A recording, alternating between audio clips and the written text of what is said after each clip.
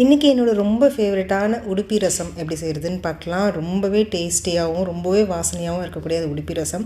ஹோட்டல்கள்லேயும் கல்யாண வீடுகள்லேயும் இந்த ரசத்தை செய்வாங்க. ரொம்பவே சுவையாகவும் இருக்கும். சாப்பிட்ட பிறகு 2 மணி நேரத்துக்காவது இதோட மனம் நம்ம கையிலேயே நிற்குங்க. மிஸ் பண்ணாமல் ஒரு ட்ரை பண்ணி பார்த்துருங்க. வீடியோக்கு லைக் மட்டும் கொடுத்துட்டு வாங்க, எப்படி செய்கிறதுன்னு பார்க்கலாம். முதல்ல ஒரு சின்ன கடாய் வச்சுக்கோங்க. இதில் 1 ஸ்பூன் அளவுக்கு மிளகு, 1/2 டீஸ்பூன் சீரகம், 1/4 டீஸ்பூன் வெந்தயம் சேர்த்துக்கோங்க. அடுத்து 1 ஸ்பூன் அளவுக்கு மல்லி விதை சேர்த்துக்கோங்க. 3லேருந்து 4 வரமிளகாவை சேர்த்துக்கலாம்.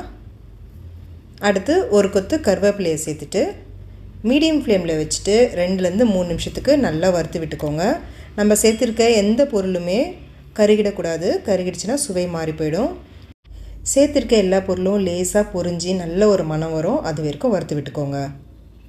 பாருங்கள், இந்த அளவுக்கு லேசாக நிறம் மாதிரி வந்த பிறகு இப்போ இதை நல்லா ஆற வச்சுட்டு மிக்சர் ஜாருக்கு மாற்றிக்கோங்க.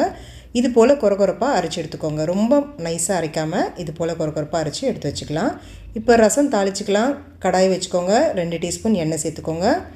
எண்ணெய் லேசாக சூடான பிறகு 1/2 டீஸ்பூன் கடுகு, 1/4 டீஸ்பூன் சீரகம் சேர்த்துக்கோங்க. 2லேருந்து 3 வரமிளகாய் சேர்த்துக்கலாம். ஒரு கொத்து கருவேப்பிலையை சேர்த்துக்கோங்க. இப்போ கடுகு சீரகம் பொரிஞ்சு வர வரைக்கும் நல்லா கலந்து விட்டுக்கோங்க. அடுத்து ஒரு 10 பல்லு பூண்டு இடிச்சிட்டு சேர்த்துக்கோங்க. இப்போது பூண்டு லேசாக நிறம் மாறி வர வரைக்கும் நல்லா வதக்கி விட்டுக்கலாம். இந்த அளவுக்கு நிறம் மாறி வந்த பிறகு 2 பழுத்த தக்காளி, நல்ல பெரிய சைஸ் தக்காளி சேர்த்துருக்கேன். நல்லா பொடியாக நறுக்கிட்டு சேர்த்துக்கோங்க. நீங்கள் மிக்சர் ஜாரில் சேர்த்துட்டு கொஞ்சம் கொரகொரப்பாக அரைச்சிட்டும் சேர்த்துக்கலாம், உங்கள் விருப்பம்தான். இப்போ இந்த ரசத்துக்கு தேவையான அளவுக்கு உப்பு சேர்த்துக்கோங்க. நான் 1 டீஸ்பூன் அளவுக்கு சேர்த்துருக்கேன். உங்களுக்கு தேவையான அளவுக்கு நீங்கள் சேர்த்துக்கலாம். உப்பு சேர்த்துட்டு வதக்கும் போது தக்காளி சீக்கிரமாகவே சாஃப்டாகி வெந்து வந்துடும். நல்லா வதக்கி விட்டுக்கோங்க. தக்காளி இந்த அளவுக்கு நல்லா குழஞ்சி வரணும். அப்போ தான் இந்த ரசத்தோட சுவை ரொம்பவே நல்லாயிருக்கும்.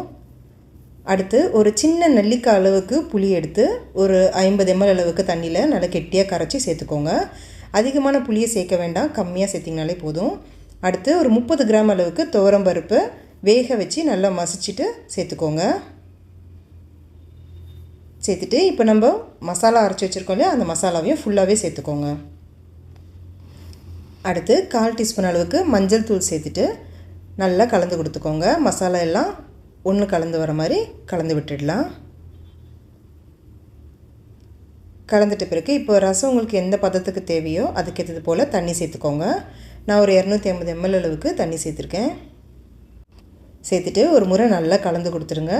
இப்போ மீடியம் ஃப்ளேமில் வச்சுட்டு ரசத்தை கொதிக்க வைக்கலாம். 2லேருந்து 3 நிமிஷத்துக்கு இந்த ரசம் நல்லா கொதி வரணும். அப்போ தான் சுவை ரொம்ப நல்லாயிருக்கும்.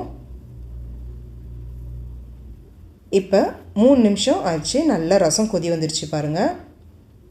இந்த ஸ்டேஜில் தாராளமாக கொத்தமல்லி சேர்த்துக்கோங்க. நல்லா பொடியாக நறுக்கிட்டு சேர்த்துக்கலாம். இது கூடவே 1/2 டீஸ்பூன் அளவுக்கு பெருங்காயத்தூள் சேர்த்துக்கோங்க. நான் பெருங்காயத்தூள் சேர்த்த வீடியோவை ரெக்கார்ட் பண்ண மறந்துட்டேன். சேர்த்துட்ட பிறகு ஸ்டவ் ஆஃப் பண்ணிடலாம். நல்லா கலந்து கொடுத்துருங்க. அவ்வளோதாங்க, அட்டகாசமான சுவையில் இருக்கும். மிஸ் பண்ணிடாதீங்க. கண்டிப்பாக ட்ரை பண்ணி பாருங்கள். அடிக்கடி வீட்டில் எல்லோரும் இந்த ரசத்தை தான் செய்ய சொல்லி கேட்பாங்க. செஞ்சு பார்த்துட்டு எப்படி இருந்துச்சுன்னு சொல்லுங்கள். வீடியோ பிடிச்சிருந்துச்சுன்னா லைக் பண்ணிவிட்டு ஃப்ரெண்ட்ஸ் கூட ஷேர் பண்ணிக்கோங்க. Thank you friends.